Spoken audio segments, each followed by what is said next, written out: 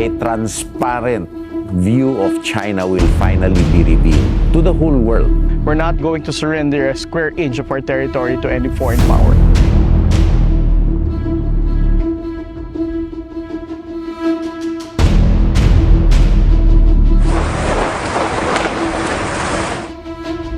We are no longer just fighting rebels in the mountains.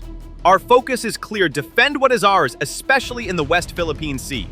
That's a bold statement from Defense Secretary Gilberto Teodoro Jr., and it marks a historic turning point in the Philippines' national defense strategy. Against China, because the target really is the West Philippine Sea. And China naturally gaslights us for this and tries to always hedge the issue.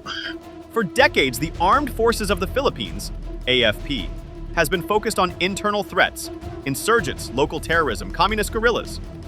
The entire military structure, from training to operations, revolved around land-based conflict and counterinsurgency. But today, that era is officially over. Now, under the leadership of President Ferdinand Bongbong Marcos Jr., the Philippines is making a major policy shift, a move that turns our sights outward. This administration is prioritizing external and territorial defense, with the West Philippine Sea, WPS, as ground zero. And let's be honest, this couldn't have come at a more critical time. In every mission, the Navy proves that maritime strength is measured by the character, clarity of mission, and the commitment of those who serve. That same commitment to duty was clearly seen in the West Philippine Sea and in other maritime outposts. We stand firm. We will never tolerate any act of disrespect against our sovereignty. China is becoming more aggressive by the day. In the first half of 2025, over 350 Chinese maritime militia and Coast Guard vessels have been reported swarming around disputed areas in the South China Sea. Filipino fishermen are being harassed. Our Coast Guard ships are being blocked and water cannoned.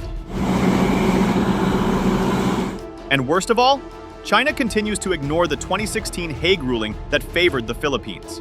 How long will we let them trample on our rights? One veteran officer asked. If we don't stand now, we might never get another chance. That's why this shift matters. This isn't just about moving troops. This is about redefining the role of our military, reclaiming national pride, and enforcing what international law already says is ours. Under this new strategy, the Philippines is investing heavily in maritime security, aerial surveillance, and military alliances. We're talking about new radar systems, missile-capable patrol vessels, and droves that can keep eyes on the vast waters of the WPS. Just this year, the Balikatan 2025 exercises became the largest joint military drill in our history, with 20,000 troops from the US and Philippines working side by side. Not to mention, Japan and Australia are stepping in to offer support, with new defense packs and freedom of navigation operations. This isn't just about weapons, it's about presence, showing the world we're not backing down. And here's the best part: the Filipino people are behind this.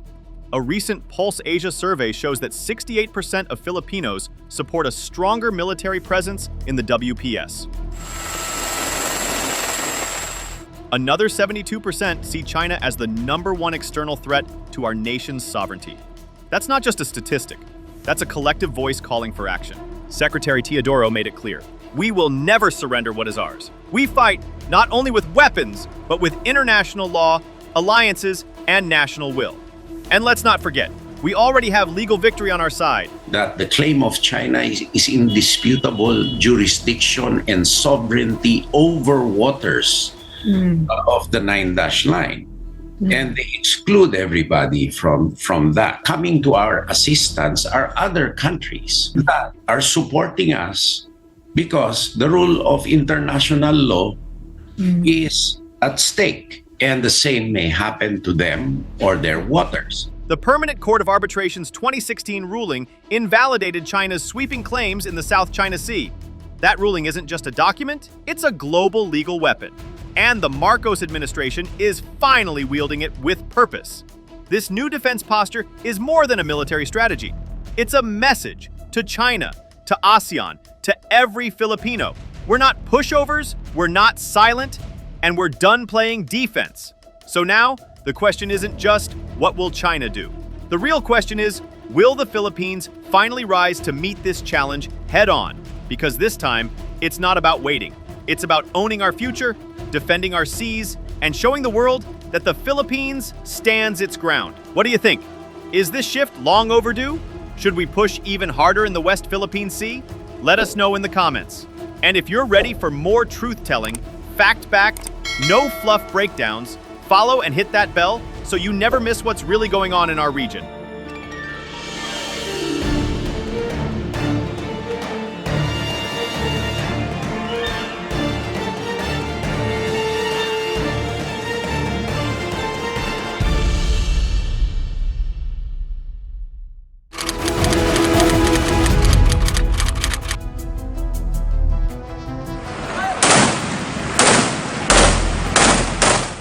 For years, the Philippine military fought a war that was mostly hidden from the sea. It was about the jungles, the rebels, insurgency. The AFP was trained to hunt down communist guerrillas and terrorist groups deep in the mountains. That was the priority, internal defense. Until now. Under President Ferdinand R. Marcos Jr., something huge is happening. Quietly but firmly, the Philippines is shifting its entire defense posture towards something long overdue: external and territorial defense. And at the heart of that shift, the West Philippine Sea. We will not yield even an inch, President Marcos declared, his voice resolute during a national address this July 2025. We will stand unyielding and resistant to Chinese aggression. No fluff, no hesitation, just a firm commitment to defend what's ours, our territory, our seas, our people. This isn't just a policy tweak. This is a redefinition of the very soul of our armed forces. The mission area for the military has now expanded dramatically, covering nearly 2 million square kilometers of maritime domain. Think about that. Our waters are now the new front line. From the coast of Palawan to the farthest edges of the EEZ, the AFP is being trained, equipped, and mobilized to protect our maritime sovereignty. But here's where it gets real. The government isn't just talking about action, it's writing it into law. As of July 2025, 3 major pieces of legislation have been signed into law to back this pivot. The first is Republic Act 120064, the Philippine Maritime Zones Act. This defines, once and for all, what waters belong to us: our internal waters, our archipelagic waters, our territorial sea, our contiguous zone, our EEZ, and our continental shelf. It's fully aligned with international law, especially UNCLOS, the United Nations Convention on the Law of the Sea. In simple terms, this act draws our maritime borders with legal precision and global credibility. First law is the Philippine Maritime Zones Act, which clearly defines the extent of our maritime entitlements and fully declares their metes and bounds in accordance with our Constitution and with the UNCLOS. Next comes Republic Act 1265, the Archipelagic Sea Lanes Act. Now this one's crucial. For decades, foreign ships, especially military vessels, have been passing through our waters like they own them. No rules, no coordination, but this new law changes the game. It establishes official sea lanes and air routes for the passage of foreign ships and aircraft. In short, you can't just cruise through our backyard anymore without following our rules. It's about asserting control, not aggression, but regulation. And finally, there's Republic Act 12224, the Self-Reliant Defense Posture Revitalization Act. This isn't just defense, it's national pride. The law revives our local defense industry, encouraging the homegrown production of military equipment, weapons systems, and surveillance tech. For the first time in decades, we're investing in our ability to defend ourselves with our own hands. It's not just about buying jets and boats from abroad, it's about building them here, with Filipino engineers, Filipino workers, and Filipino brains. This is what a serious country does. It defends itself, it asserts its rights, and it prepares not just for war, but for peace with strength. What's most striking about this shift is that it comes with a sense of quiet urgency. The situation in the West Philippine Sea isn't theoretical anymore. Chinese Coast Guard ships are regularly harassing Filipino boats. Our fishermen are being blocked, followed, and even blasted with water cannons. The AFP is now tasked with protecting not just the idea of sovereignty, but the day-to-day survival of our people at sea. And the Filipino public? They're paying attention. More than 68% now support a stronger military presence in the WPS, and 72% see China as the top external threat, according to a national survey this month. This isn't just a policy shift, it's a national awakening. So where do we go from here? The laws are in place, the mission is clear, the enemy, if not declared, is obvious. But the question now isn't whether we're prepared, it's whether we're committed. Because defending the West Philippine Sea isn't just about ships and soldiers. It's about our future. It's about dignity. It's about telling the world this is who we are, and this is what we stand for.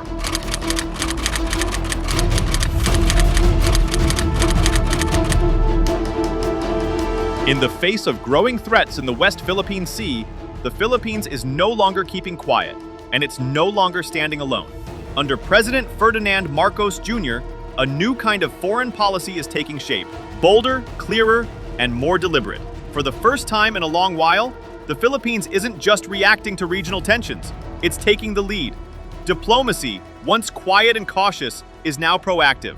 The Philippines is working closely with key global partners to defend not just its territory, but the very idea of international law, particularly the United Nations Convention on the Law of the Sea, UNCLOS, a legal framework that defines the world's oceans and the rights of nations within them. And President Marcos? He's not mincing words. He's actively reaching out, aligning and building a coalition of countries that believe in the same principles: peace through strength, freedom of navigation, and respect for sovereignty. At the center of this global strategy is our longest-standing ally, the United States. The alliance isn't just intact, it's stronger than ever. As of July 2025, both nations have reaffirmed the ironclad commitment of the 1951 Mutual Defense Treaty. That means if one is attacked, the other will respond. It's not just symbolic, it's a shield. And beyond that, the Visiting Forces Agreement, VFA, and Enhanced Defense Cooperation Agreement, EDCA, are in full swing, bringing American troops, equipment, and infrastructure back into play across key Philippine bases. What's more, the EDCA sites, once limited to 5, have now expanded to 9 strategic locations across the country. These serve as both humanitarian hubs and forward operating points for rapid response, whether for typhoon relief or territorial defense. And just this month, President Marcos met with U.S. President Donald Trump in Washington. Yes, Trump is back in office, and their meeting made global headlines. They shook hands on a shared vision for regional stability and greenlit plans for a U.S.-funded ammunition production and logistics hub in Subic, a move that signals long-term cooperation, not just visits and drills. But here's where things really start to change. The Philippines isn't putting all its weight on one ally. The Marcos administration is actively building ties with other like-minded nations, countries like Japan, Australia, South Korea, and even Canada. These relationships aren't just ceremonial. They're backed by joint naval patrols, technology exchanges, and shared intelligence. It's part of a broader strategy to surround ourselves with nations that believe in a free and open Indo-Pacific, where no single country, no matter how powerful, can bully its neighbors or rewrite international law. Even within the region, President Marcos is stepping up. At a recent summit, he issued a direct call to ASEAN, urging the bloc to take decisive action in finalizing a long-delayed code of conduct in the South China Sea. No more stalling, no more silence.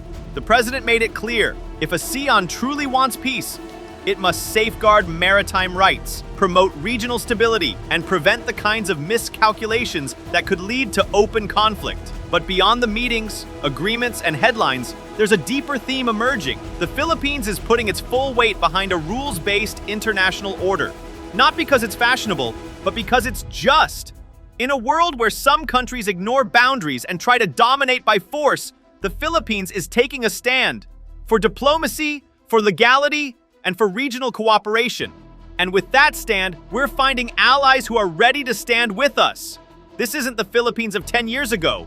This is a country that's no longer on the sidelines. It's in the arena, building friendships, strengthening defenses, and telling the world, we believe in peace, but we're ready to fight for what's right. So for the first time in a long time, it feels like we're not alone in the sea.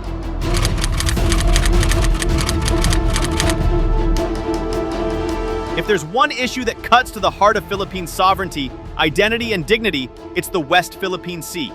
It's not just a body of water. It's a battleground for truth, law, and national pride. Back in 2016, something historic happened. The Philippines stood up to a superpower and won. In a landmark case brought before an arbitration tribunal in The Hague, Netherlands, the Philippines challenged China's sweeping maritime claims in the South China Sea, specifically the so-called 9-Line.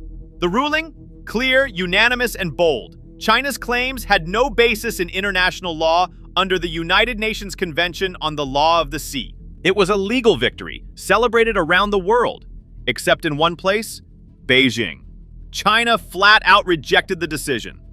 Officials dismissed it as illegal, null and void, even calling it a piece of waste paper. And from that day until now, China has chosen to ignore international law, continuing aggressive actions in contested waters as if the ruling never existed. But here's the thing, Manila hasn't backed down. Year after year, administration after administration, the Philippines continues to assert its sovereign rights, firmly standing by the 2016 ruling. For the Marcos government and Defense Secretary Gilberto Teodoro Jr., this ruling isn't just a diplomatic tool. It's a cornerstone of maritime policy, a legal sword we have every right to use. But China has doubled down. In August 2023, it released an updated version of its infamous map, this time showing a 10-dash line that not only includes parts of the West Philippine Sea, but also Taiwan. This isn't just cartographic arrogance. It's an open challenge to the sovereignty of multiple countries. And Teodoro wasn't silent about it.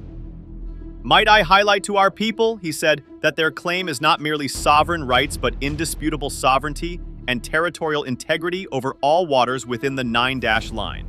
While in accordance with UNCLOS, our claim is sovereign rights. So there is a big difference in that. Because of the fact that we have limited resources, we need international trade routes. We need the resources in our 200 nautical mile exclusive economic zone to guarantee our food security and energy security and to guarantee our country's resilience. For China, on the other hand, it is a question of hegemony and growth. What's happening here isn't a misunderstanding. It's a direct clash between international law and authoritarian ambition. And Teodoro, reflecting the mood of many Filipinos, has made it clear. There is deep skepticism about China's intentions. There is no good faith on China's part, he stated. Unless they change that position, it is totally unacceptable and illegal. Sadly, China's behavior backs up that skepticism. Just this month, July 2025, the world watched as Chinese Coast Guard ships used water cannons and dangerous maneuvers against Philippine resupply missions to the BRP Sierra Madre, a grounded ship serving as a military outpost at Ayungin Shoal, also known as Second Thomas Shoal. These weren't isolated incidents. These were deliberate acts of intimidation. And now, it's escalating further. China's Coast Guard Order 3, passed in 2024, gives its forces new power, the ability to detain foreign vessels and crews in any waters China claims as its own, which, based on their flawed and illegal map, includes huge portions of the West Philippine Sea. This isn't just a policy, it's a threat, one that targets Filipino sailors, fishermen, and even civilians. And while China continues to militarize reefs and artificial islands in the region, installing radars, runways, missile systems, and warships, the Philippines faces a difficult but necessary choice. Fight for what's ours or watch it be slowly taken away. This is why the 2016 arbitral ruling matters. It's not just about history, it's about our present, our future, and the legal right to what belongs to us. The West Philippine Sea dispute is no longer a diplomatic issue. It's a national concern, a regional flashpoint, and possibly the biggest geopolitical test of our generation. And the question remains, will the world enforce the law or let it be erased? Because one thing is certain, the Philippines will keep standing its ground. Whether through diplomacy, legal channels, or defense patrols, we are not giving up the fight for our seas.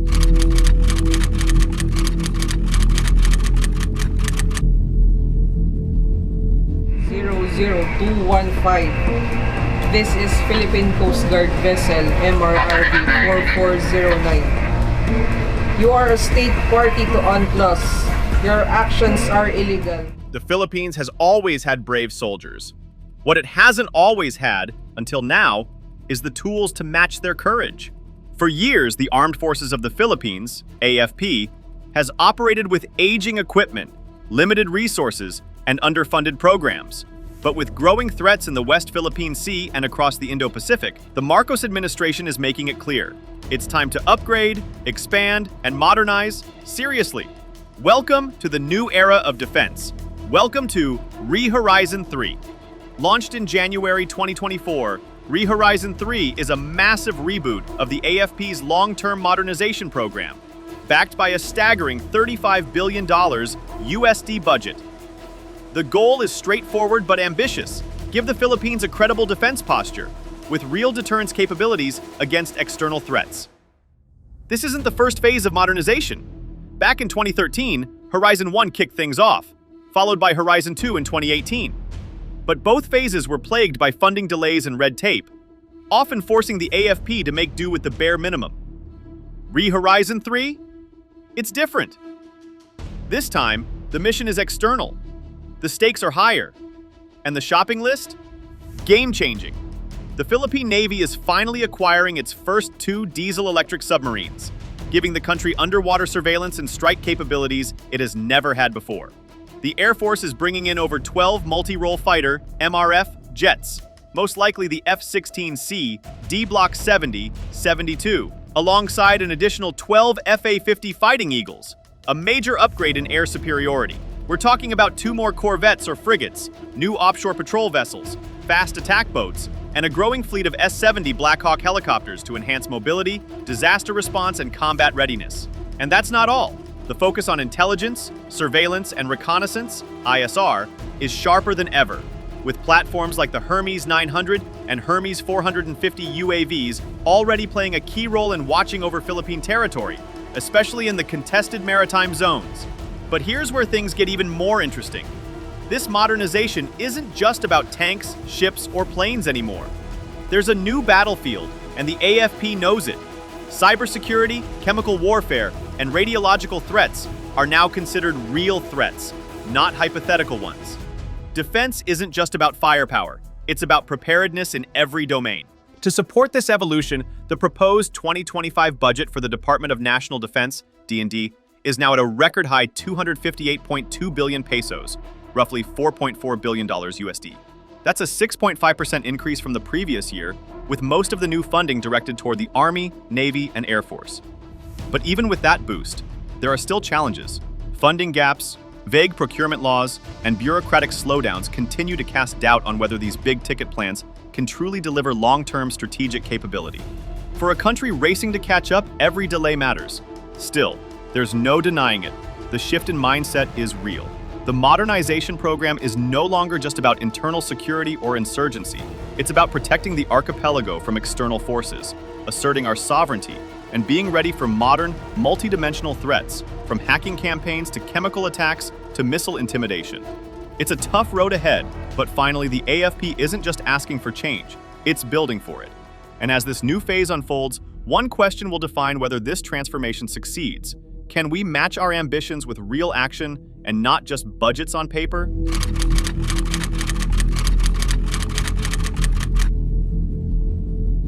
The Philippines has made a bold pivot, modernizing its military, strengthening alliances, and taking a firmer stand on the West Philippine Sea. But this momentum comes with serious challenges. At the heart of it is China's unrelenting stance. Despite a 2016 legal defeat in The Hague, Beijing continues to reject the ruling, escalating aggression with water cannons, artificial islands, and threats of detaining foreign crews in waters it falsely claims. China has shown it won't be restrained by international law alone. That's the harsh reality. Legal wins mean little without enforcement. The Hague ruling stands, but its power lies in the global community's willingness to act. At home, concerns grow. Defense spending is rising, but so are inflation and poverty. Critics ask, are we prioritizing missiles over meals? It's a fair question. But sovereignty comes at a cost, and doing nothing could cost even more. This pivot requires more than budget. It needs sustained political will, clear execution, and long-term cooperation. Otherwise, strategy turns into paperwork. There's also the power of the weak paradox. The Philippines must work with global allies like the US, but remain firmly independent, defending sovereignty without becoming a pawn in big power rivalries. President Marcos and Defense Secretary Teodoro are clear. This isn't about war. It's about standing firm, following international law, and refusing to be bullied in our own waters.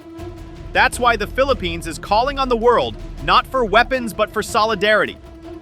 For the UN, ASEAN, and like-minded nations to stand for the rule of law. Because this isn't just a Philippine issue, it's a test of the international system. Will the world act when a smaller nation is pushed by a bigger one? Or will silence become the norm? For now, the Philippines holds the line, eyes on the sea, anchored by principle. The future? It depends on what we all do next, and who stands with us when it matters most. If you liked the video, do not forget to like, share, and subscribe our channel for deep analysis of contemporary issues.